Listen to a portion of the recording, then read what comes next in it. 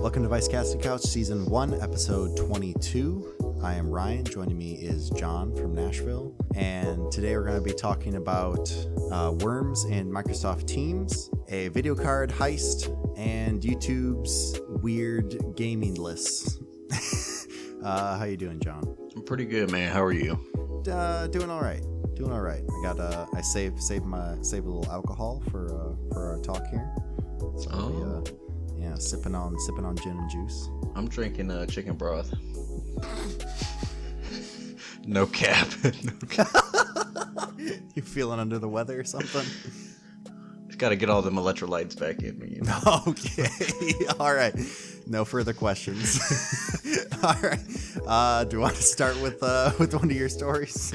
Oh, sure. Heist? So, everyone knows that the RTX 3000 series has been extremely hard to get. Manufacturing, not producing as much, or a bunch of scalpers out there just trying to buy them and flip them, make a quick profit. Well, what could be also adding to that is over $300,000 worth of RTX 3090s were stolen from MSI's factory in China. They say 40 cargo boxes of these were stolen, which they say is over 200. They didn't give an exact number, but over 200 RTX 3090s, which currently, like, the MSRP is about $1,500. But because of COVID and the GPU shortages, they're going for more like 2,000 or even more on sites like eBay. Yeah. So whoever pulled this off, maybe they're making a big old Bitcoin mining rig. Maybe not. I don't know. Maybe they're just trying to make a quick buck. MSI is offering 100,000 won, which is about $15,000 for anyone who can provide them additional information on where the cards are or who did it or stuff like that. So if you can get a little $15,000 real quick. So you would think, with the amount of surveillance that's in that country, they would be able to see who did it. But I guess maybe it was the CCP. I don't know. I'm speculating right now. President Pu Ping, he needs his mining rig up and running. Oh, he's got to find all those pictures of him and Winnie the Pooh on the internet. Takes a lot of GPU web crawling around trying to find those.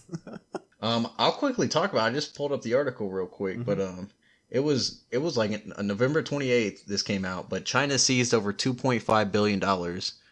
Well, this is pounds, it says. This is from a UK website. But 2.5 billion pounds of Bitcoin from a cryptocurrency exchange called Plus Token, which is based in South Korea. So dang. Okay. Yeah. Yeah. So it was like a server in China that they pulled it off of? Or I'm did trying they to read actually through it really quick right now. Or did they actually hack in? Like I said, I just pulled it up. It talking about the Bitcoin mining rigs in China reminded me of it. So. Oh yeah. But well, guess they got a little bit more Bitcoin then. Yeah, 2.5. That's no chump change right there. Nothing to sneeze at. No. Well, speaking of vulnerabilities, I have this story here. So we talked about something similar in the past. We talked about networks in hospitals and how kind of easily exploited they are because most of them are not set up correctly or they're not maintained correctly. So GE, U.S. company, they put out a bunch of devices for like MRI machines, like mammograms, ultrasounds, x-rays, all that sort of stuff. So, okay, John, what would you expect if you got a brand new router? All right, from freaking AT&T or whatever. What would you expect the password to be on your router?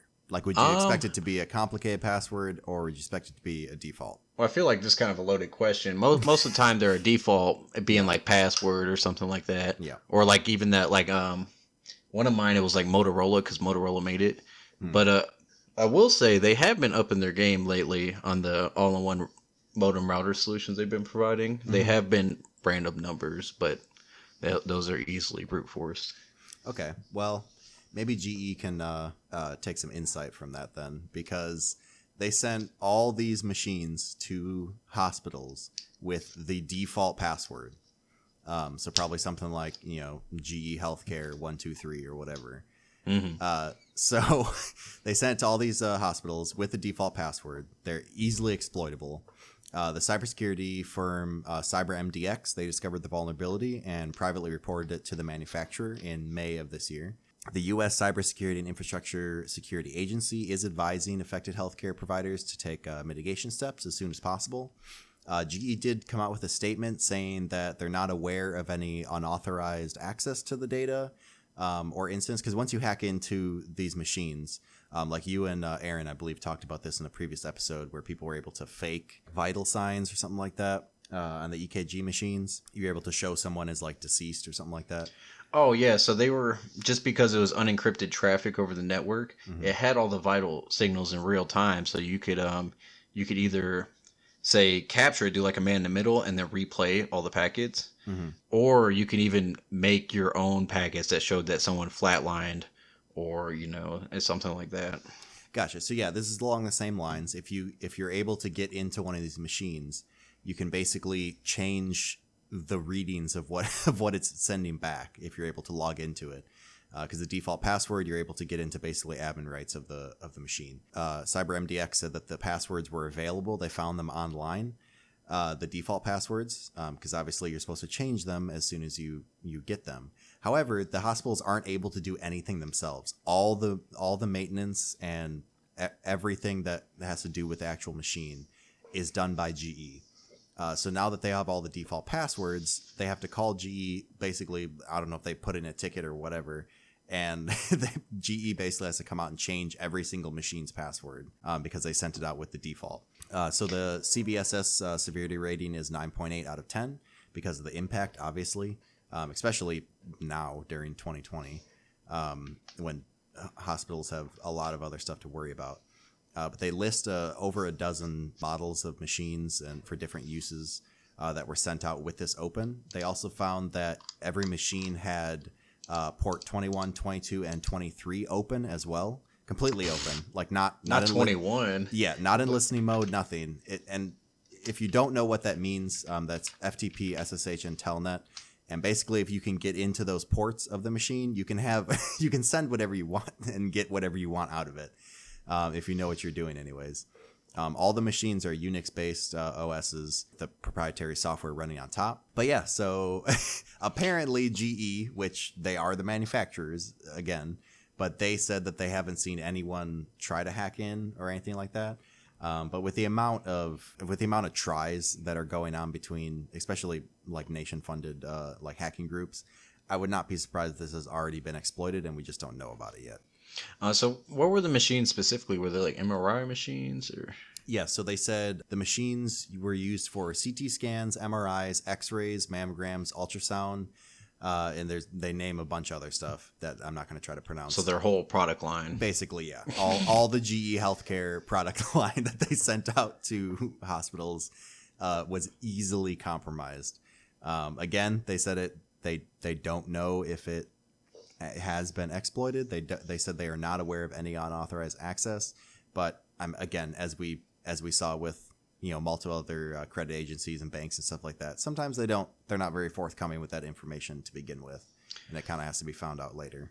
Well, another question, you mentioned GE has to do all the maintenance. Is it just they don't give you the keys to like do trivial maintenance on the device, or? I guess not. I mean, as far as I know, most hospitals don't have like an in-house IT team. The story was from Ars Technica, and they said the customers can't fix the vulnerability themselves, meaning the hospitals. They said instead they have to request that GE Healthcare support team comes and changes the credentials on all the machines. So, this kind of brings up the point that like medical equipment often, just because it's so obscure, they rely on the security by obscurity. They think no one's going to look at it, when the reality is people do look at it, and people are concerned, especially when it involves your health. Like we've seen this with heart rate monitors being able to say you're dead when you're not, or you could say you're alive when you're not. Like this would be perfect for an assassin, like, and obviously I'm going off a little bit, but we've seen this with Conspiracy Theory Mondays. yeah, conspiracy theory. But we've seen this with pacemakers that had Bluetooth Low Energy. You could tell it to send a shock. You can see with insulin pumps where they were able to dump all the insulin into your body all at once. And I think maybe hospitals need more funding, or these companies actually need to spend some time and actually develop the security models for these devices. But it's a huge tragedy to see this happening. Like we see this all the time with all kinds of obscure technology. Like for the longest time, radio was just left open because like, you need like a $20,000 piece of equipment to pick up this obscure signal. Yeah.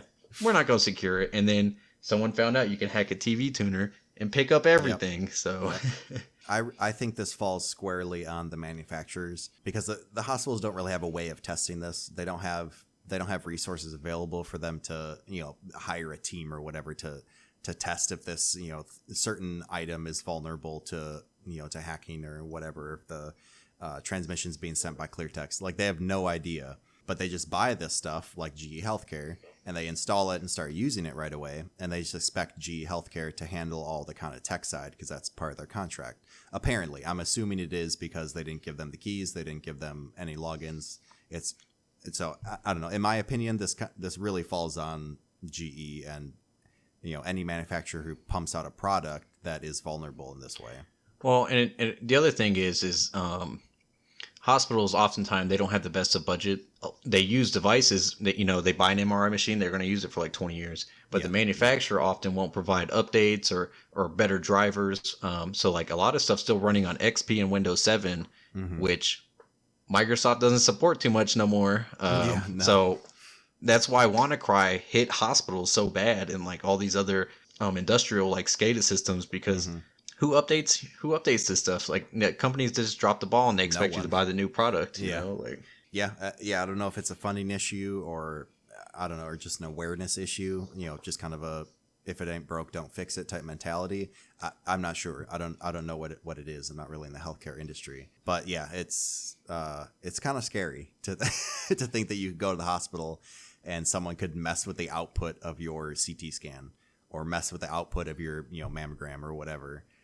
Or kill you with your, or that with your insulin pump or your, that would be a little more serious. Exactly. Or your pacemaker. But yeah. And it wouldn't even have to be intentional either. If someone just knew how to do this and thought, I'll try that and see if that works. And then it actually does. Yeah. That could have detrimental consequences.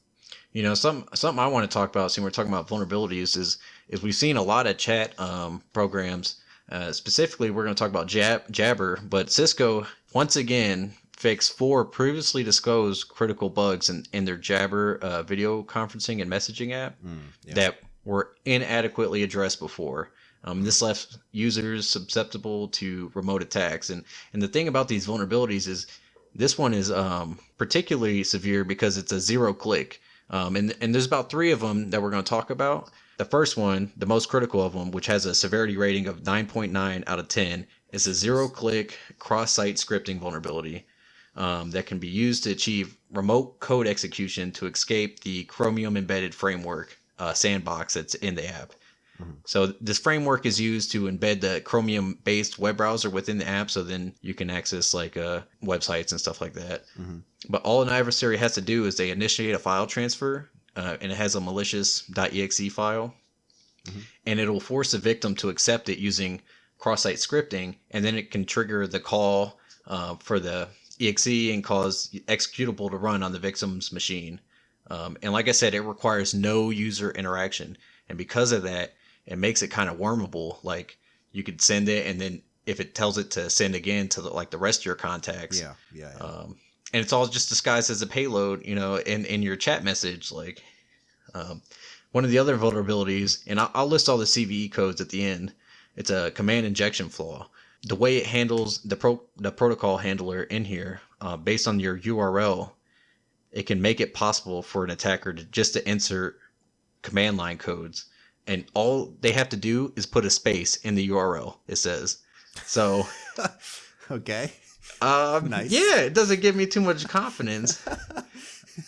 I thought I was going to have to think about the usability or utility of these hacks or whatever. But it's pretty straightforward. Yeah. Before I get on to the next one, it's crazy. Like if you ever look at SQL injection, before they started fixing it, but back in 2008, you could do what is it, semicolon, apostrophe, 0 equals 0 apostrophe or something like that. Yeah. And then it just dumped the whole database. I think I'm oversimplifying it. And I might not have gotten that command correctly, but that's how simple some of this stuff is. Oh, let me put this in here. Oh, look at that. I got everyone's bank account information. Yeah. Sometimes it's that simple. Just the smallest things get overlooked. And then there was another one. It looks to be a similar cross-site scripting attack. I could be misinterpreting this, but it just makes it sound like it'll auto cause you to open a web page, which then could execute like malicious JavaScript or whatever is on there. Okay, yeah. That's three. That's three right there. And the CVE codes are CVE 2020-26085, and then CVE 2020-27127, and then the last but not least is CVE 2020-27132. So if you want to look them up, they're all there. You can, we'll put the links in the comments, but like it's pretty insane. Like I know Jabber's used in a lot of big corporate settings. Oh yeah. If you want, I'll roll right into the same thing or similar thing with Microsoft Teams. Yeah, go ahead. So Microsoft Teams has another zero-click remote code execution bug that was found in their desktop app. But the interesting thing is it's not just Windows desktop app. Because Teams is cross-platform on Linux and Mac OS, this affects all of them. What's interesting, I thought this was kind of strange. Microsoft has a policy that it doesn't issue CVEs on its products that automatically update without user interaction. So there's no CVE for this. But this was discovered by Oscars Vegris, a security engineer from Evolution Gaming. He talks about how it's a no user interaction required and it exploit executes upon seeing the chat message. So all you have to do is see the chat message. And this allows them to access your private chats, your files, your internal network, your private keys, and personal data outside of MS Teams. So everything. Yeah. And because it's cross-platform, it could go through a whole organization. They were making it seem like this means that exploit can also be passed from one account to a whole group of users. Thereby, like when you have your channel in Teams, it would compromise the entire channel. And this is another cross-site scripting flaw that is in the @mentions functionality that's in Teams. Okay. It's a JavaScript-based remote code execution payload. Which so that one's kind of especially scary because if you have a bring your own device policy at your company, I mean, it could get onto your personal and then you can pass it on to whoever else. So that's kind of... Yeah, and so it just looks at the message. That's how it executes. Like say someone messaged you and you open it like, oh, what's this? And just looking at it, because it'll pose as a harmless looking chat message. Yeah. And then your system gets compromised. It leads to the execution of the payload. It gets the user's single sign-on token, so it can access local storage and exfiltrate data and execute any command on the device. So it's pretty severe, and it's interesting because I want to say further down the article it mentioned Slack had something going on a couple months ago. Like it seems like all these big group apps that are especially being used for telework are being all these wormable vulnerabilities are being found, and I find it extremely interesting. I wonder what's driving it. Is it just more eyes are looking at these programs, or? I think it's just a bigger target. I mean, especially now, like you said, people are using this for teleworking. People are seeing that it is useful and are using it or applying it in other applicable areas. So they're saying, okay, well, if we can use it, when everyone was teleworking, maybe we can use it at work, so everyone doesn't have to be in the same room. So they still have it on their network. And if it still is exploitable, then, that's a huge vulnerability.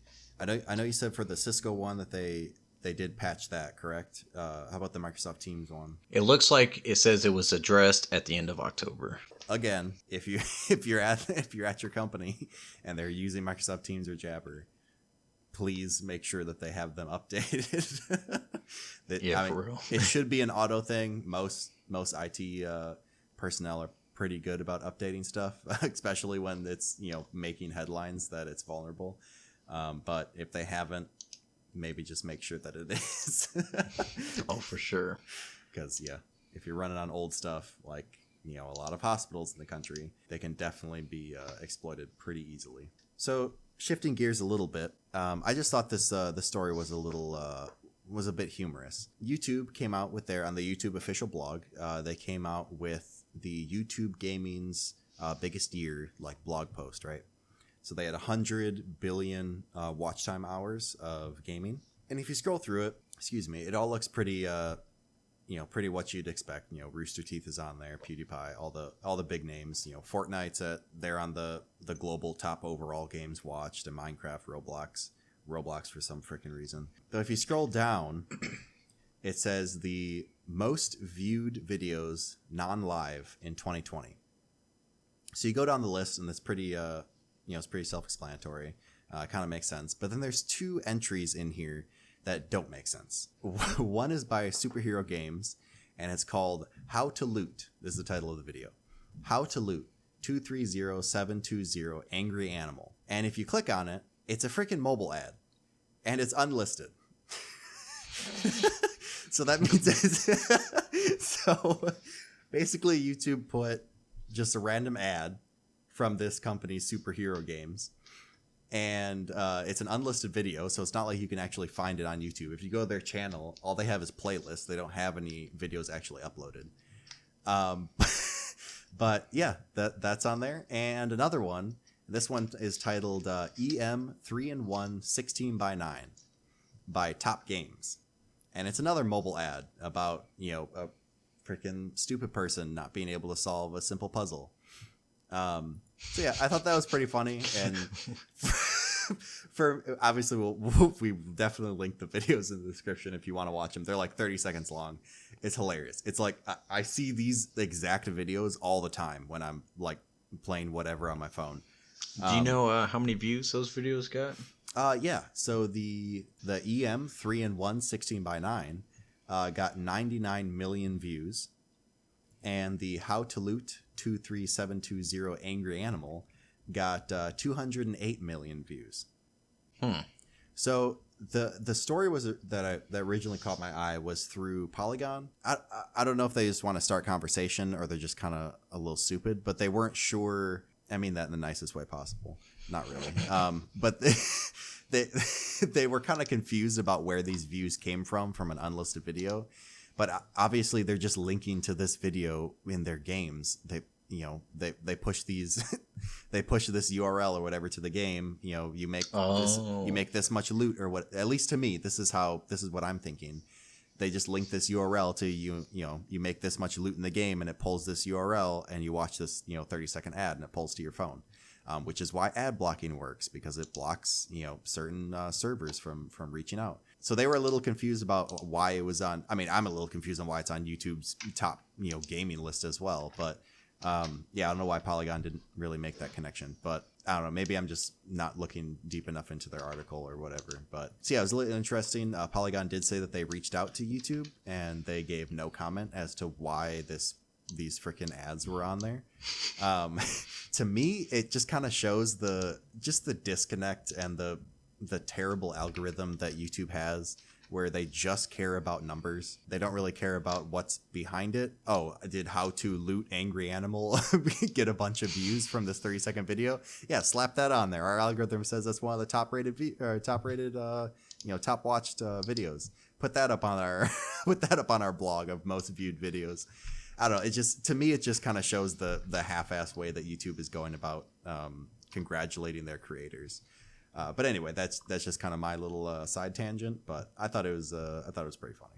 Did no one check the blog post? They're like, oh, here's the data and post. That I can only assume that's what happened. I'm giving YouTube a little sliver of doubt here that they just kind of trusted their algorithm and just kind of slapped this on here, or maybe this wasn't even a person at YouTube. Maybe they whoever runs their blog maybe is a third party and they just gave them the data and they posted it. I don't know. I don't know what happened. Someone obviously messed up because they trusted their freaking algorithm that pulled to random mobile game ads. It made me chuckle. It made me laugh, and I thought I'd share it. Ha.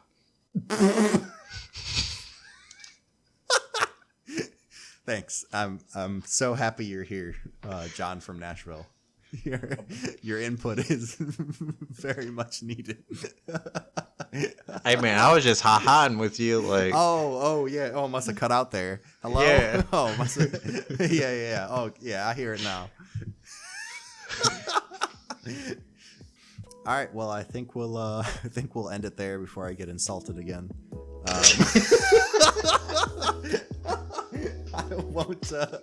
I won't insult your intelligence with another lighthearted, funny article ever again. Thanks, John.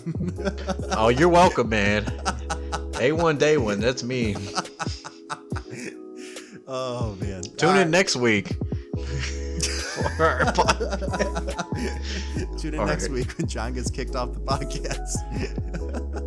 Anyway, yeah, we'll end it there. Yeah, so- cut that out, bro. okay, yeah, cut that out. Okay, fix it in post. All right, bye.